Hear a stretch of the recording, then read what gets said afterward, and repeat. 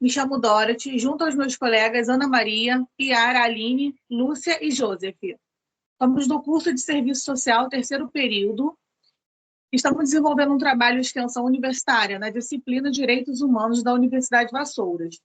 Hoje estamos recebendo o Marcelo dos Santos, trazendo sua experiência na área dos direitos da criança e do adolescente, na instituição do Conselho Tutelar de Saquarema.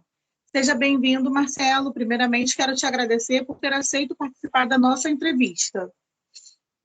Minha primeira pergunta é: quanto tempo você atua nessa profissão? Ô, Dorothy, boa noite aos demais colegas, né?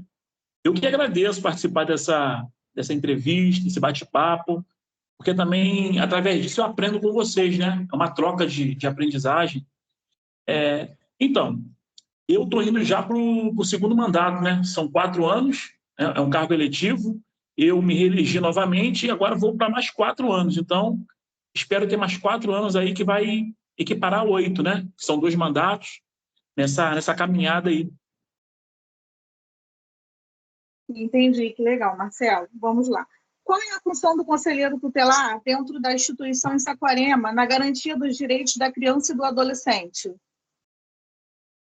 Então, Dorothy e os demais, o Conselho Tutelar ele é um órgão garantidor de direitos da criança e do adolescente. Ele zela pelo direito da criança e do adolescente, né?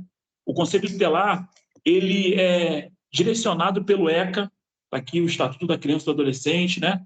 Esse livro aqui de leis, que é um livro criado para garantir o direito, onde o artigo principal é 136, que ele fala que nós temos atribuições, nós conselheiros temos atribuições de aplicar medidas, seja na área da saúde, na educação, aonde o direito é violado.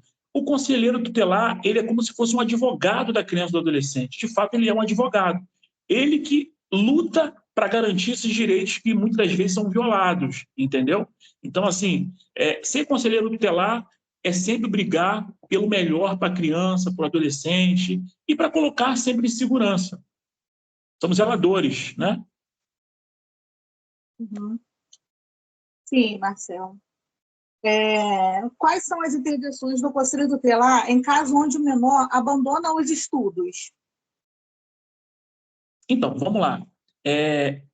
Muitas das vezes, essa criança, esse adolescente, ele abandona os estudos por talvez estar sofrendo uma situação na escola, bullying e outras coisas, e muitas das vezes também por desinteresse dos genitores, dos responsáveis, que caracteriza abandono intelectual, que é um crime, né? Um pai, uma mãe, um responsável, enfim, aquele que é um tutor da criança, de fazer com que a criança fique fora da escola. É um crime fazer isso, chama-se abandono intelectual. Quando o conselho ele recebe essa ficha de infrequência escolar, que chama FICAI, que a escola manda para o conselho, nós automaticamente vamos até a residência, vamos até o local, notificamos esse responsável para vir aqui no conselho e perguntar o porquê essa evasão escolar. Uma vez chegando aqui no conselho, nós podemos advertir por escrito, advertir verbalmente, e assim, sempre advertimos, né? E dando um prazo para ir até a escola e regularizar a situação da criança o mais rápido possível. Caso o pai, o responsável pela criança, não cumpra isso, a gente abre uma representação ao Ministério Público, ao Judiciário, contra esse pai, penalizando ele por essa falta grave, porque o abandono intelectual é uma falta grave. Então, na maioria das vezes, os próprios responsáveis que são os grandes violadores por tirar a criança também da escola, achar que deu problema, vamos tirar, e acha que a melhor forma é essa. E não é. A melhor forma é você convencer a criança e o adolescente a estar na sala de aula. Entendi, Marcelo. Como a educação é utilizada como ferramenta para a garantia dos direitos da criança e do adolescente que ocorre em Saquarema? Então, Dorothy, a educação ela é primordial, né? Eu acho que assim, uma das portas de entrada é a educação. Por quê? Na escola, a criança está todos os dias na escola, né? A criança ela vai à igreja ao domingo, à quarta-feira, na pracinha ao domingo, mas na escola ela vai todos os dias, menos final de semana.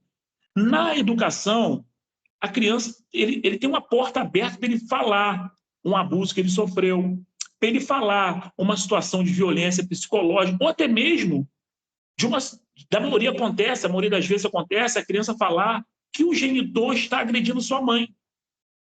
Mas assim, Marcelo, mas nesse caso, é mulher, é adulto, o conselho não intervém? Sim, intervém porque a lei Riborel fala que toda criança ou adolescente não pode estar vivendo em conflito, em situação conflituosa. Aí nós requisitamos os órgãos competentes para até o local e dar esse suporte para essa genitora que está sendo vítima de violência e aí garantir o direito. Então, a educação é fundamental. E a educação de Saquarema, a gente recebe muitas informações também sobre abuso das escolas. A gente caminha lado a lado, é uma parceria, entendeu? É uma ferramenta importantíssima. E como é feito o acompanhamento e monitoramento dos casos de violação dos direitos da criança e do adolescente em Saquarema? Então, essa pergunta é uma pergunta muito interessante. A maioria dessas demandas, ela vem pela ficha FICAI, pela frequência. Abuso, ela vem pelo Disque 100 e muitas das vezes pelo telefone de plantão do conselho. Uma vez a gente recebendo essas informações, a gente vai até o local. Lógico, tem situação que é crime. E aí o Conselho Tutelar ele não é órgão, não é força de segurança. Aí a gente requisita a Polícia Civil, a Polícia Militar, para dar esse suporte. Um exemplo, uma criança está com o genitor que é envolvido em boca de fumo, em tráfico de droga. Aí a gente faz o contato com a polícia, com os órgãos de competência, porque o Conselho não tem essa expertise de usar arma de fogo, de ir até o local. Isso a gente não faz. Porém, a gente requisita os serviços que são responsáveis. Então, a gente acaba acompanhando essas demandas, né, lado a lado com quem é de competência, quem é o órgão garantidor desse direito, entendeu? Entendi, sim. E quais são as principais ações desenvolvidas para prevenir a exploração sexual de crianças e adolescentes aqui em Saquarema?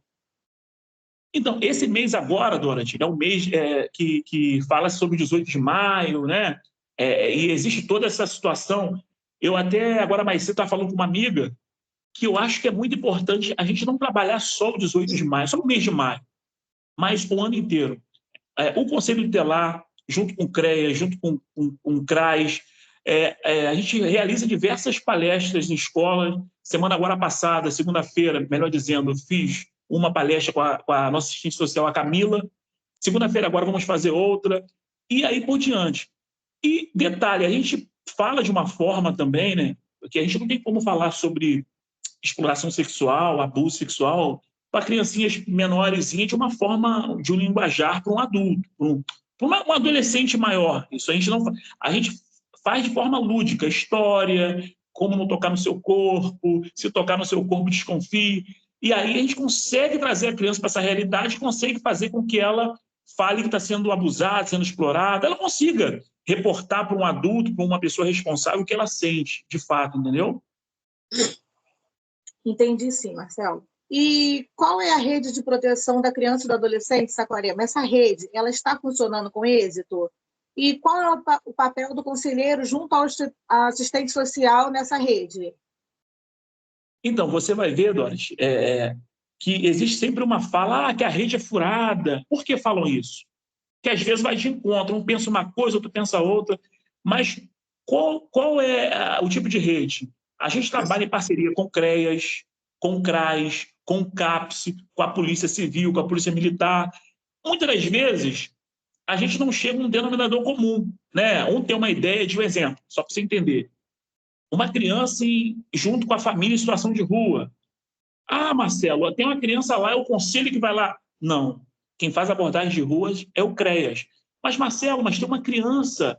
Não é que o conselho não vá, o conselho vai. Porém, a primeira abordagem que tem que fazer é o CREAS, porque é a situação de rua. Entendeu? Porque muitas das vezes, Dorothy, as pessoas acham que tudo que é criança é o conselho. Eu sempre sigo esse exemplo. Se um sobrinho seu, ele quebrar a perna, um exemplo, né? E tem que fazer uma cirurgia, e no hospital não ter o médico ortopedista cirurgião, não é o conselho que faz.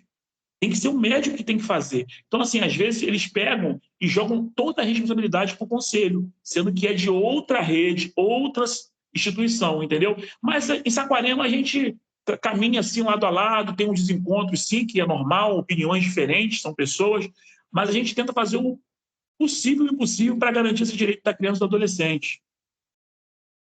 Entendi sim, Marcelo. E quais são as políticas públicas voltadas para a infância e adolescência implementadas em Saquarema? Dorothy, existe bastante políticas públicas, tá?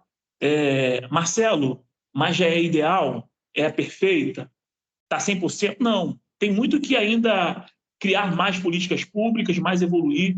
Mas, por exemplo, quando você pega uma criança, né, que ele sai da escola no horário de meio-dia e ele pega um ônibus e ele vai para fazer uma robótica, um futebol, um jiu-jitsu, você tira aquela criança de estar na rua, de estar envolvido com situação de drogas, porque a gente sabe que existe essas pessoas que aliciam a criança, que colocam ela nesses caminhos errôneos.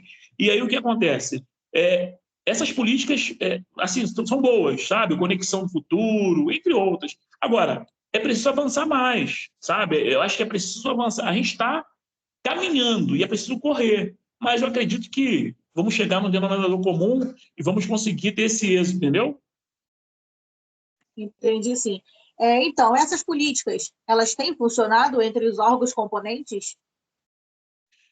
Olha, Doras, tem funcionado bastante. Sabe por quê?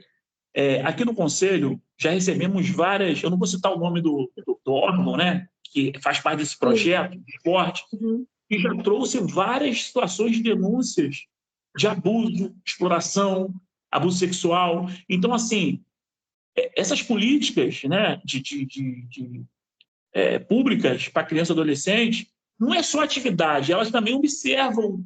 Esse dia pegamos uma situação que a criança chegou lá nesse órgão lá, um sol, um calor, um casaco, e aí desconfiaram, realmente viu que essa criança estava com uma situação de marca no corpo, de marcas de violências físicas. Então, assim, é muito importante, tem funcionado, entendeu? Aham, entendi sim. E como a sociedade civil organizada em Saquarema contribui para a garantia dos direitos da criança e do adolescente? Então, a sociedade civil, eu acho que falta mais, eu acho que falta conhecer mais, falta participar mais, porque assim, Dorothy e os colegas, falam-se muito, o Conselho Tutelar não faz nada.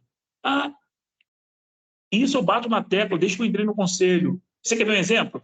Pô, tem um monte de adolescentes ali no baile, o Conselho não vai no baile.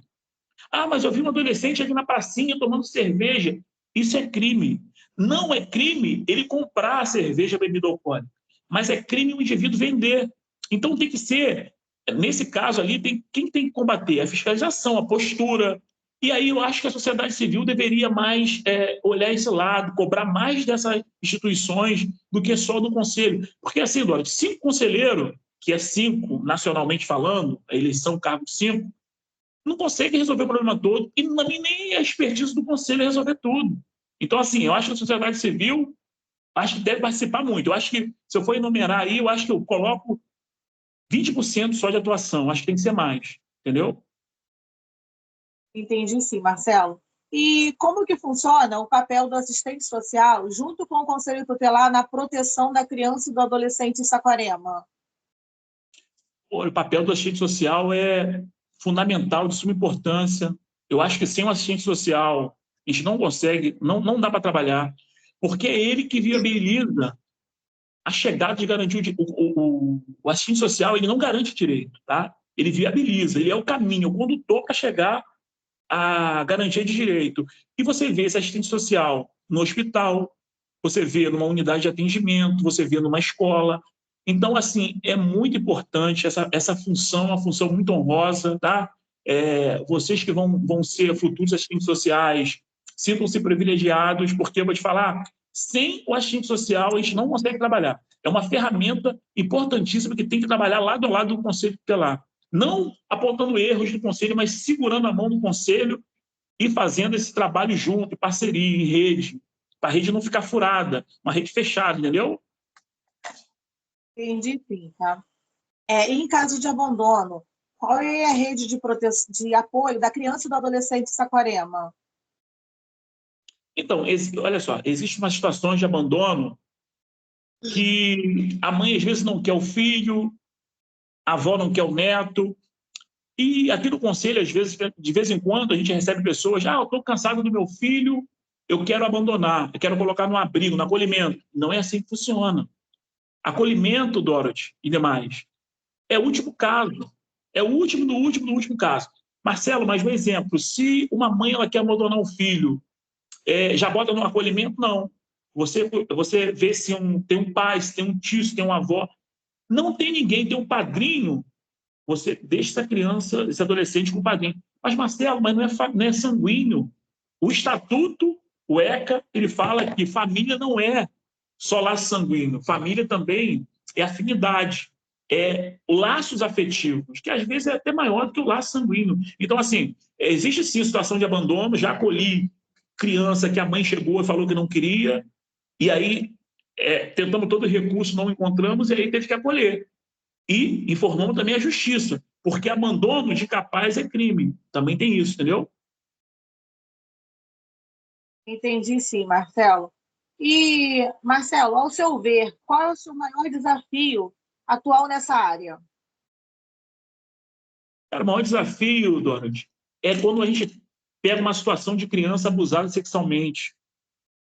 Quando a gente pega uma situação de uma criança, de uma adolescente, que às vezes como é que eu vou te falar? Você sabe que a adolescente ela tem um período para se formar, né? Assim, ginecologicamente falando, e às vezes ela não tem um espaço para ela usar um absorvente, um espaço para ela trocar sua roupa, um espaço para ela se locomover naquele ambiente, um espaço muito pequeno onde ela divide com 6, 7, 8 pessoas. Assim, são essas situações que eu acho que é o maior desafio. São essas situações que mexem com o conselheiro tutelar. O caso de abuso, o caso que uma adolescente ela fica com depressão e auto se mutila por esses problemas, porque tem. Imagina só, nós que somos adultos, que ficamos limitados a certo ambiente, querendo melhorias, imagina uma criança que ela não pode dar essa melhoria para ela, sabe? Melhorar o ambiente, reformar, aumentar o cômodo da casa. Então, assim, são essas coisas que eu acho que é a ponta do iceberg para o conselho tutelar atuar. Violação de direito, abuso e essas vulnerabilidades sociais, entendeu? Entendi. Marcelo, e o que levou você a ser conselheiro? Então, deixa eu falar para você. Eu a vida toda trabalhei no comércio, eu fui subgerente, fui gerente de supermercado, trabalhei com vendas. E aí eu queria mudar de área, mas assim, eu não só me lancei candidato ao conselho, né? Respeito quem faz isso, tá, Dorothy? Vai lá, se candidata e vem. Eu não sou melhor que ninguém, nem quero ser, tá? Mas, faltando um ano e alguns meses para a eleição, eu vim na sede do Conselho Tutelar, até quem me atendeu na época era a Joana Dark, que hoje trabalha comigo, né? Naquela eleição, ela não se reelegeu, me elegi, né? E aí eu vim saber como é que funcionava. O primeiro estatuto que me deu foi ela, a Joana, sou muito grato. E aí eu mergulhei de cabeça. Lógico que eu tenho muito que aprender, muito, é uma área muito grande. E assim, eu me apaixonei pelo conselho, sabe? Remuneradamente falando, você não ganha um mundo de dinheiro, o pessoal acha que ganha, não ganha. Se você não tiver amor, você não fica. Tem que ter muito amor pela causa. E aí me apaixonei pelo conselho, pela criança e adolescente, na garantia de direito, entendeu? Entendi, sim. E em todo o tempo como conselheiro, como consegue descrever uma situação que mais mexeu com você? E qual foi sua posição diante de tal situação? Então, o que mais deixou assim, eu com o emocional abalado, foi no dia que eu fui acolher uma criança, tinha uns 8 anos, e aquela criança estava chorando muito. E aí eu cheguei para ela lá no abrigo, na casa de acolhimento, né, e falei assim, não, rapaz, fica tranquilo, você vai sair daqui uns dias daí e vai ficar tudo bem. Aí uma adolescente, acho que adolescente já, não, criança, 11 para 12 anos, chegou para mim e falou assim, tio, o senhor está mentindo, porque eu estou aqui já há quase 3 anos. Aí eu parei, refleti, por quê? Às vezes acontece, a criança é acolhida ali e vai passando tempo, destitui a família, e ela fica ali até ser vamos dizer assim, adotada, né? Então, assim, aquilo ali mexeu muito comigo porque eu sei que o acolhimento, Dorothy, às vezes é a melhor forma, não tem jeito, sabe? Eu sei que é algo que as pessoas acham, poxa, tadinho, mas não tem saída, tem que acolher. Só que, assim, às vezes a criança ela quer uma família, ela quer alguém para ela se identificar, e ela sente falta. Então, aquilo ali acho que foi uma coisa que mexeu muito comigo naquele dia, entendeu? Naquela manhã, né? Entendi, Marcelo, entendi. É uma pergunta que eu até fiquei curiosa. Qual é a posição do Conselho Tutelar em relação à criança que vende mercadorias nas ruas em Saquarema?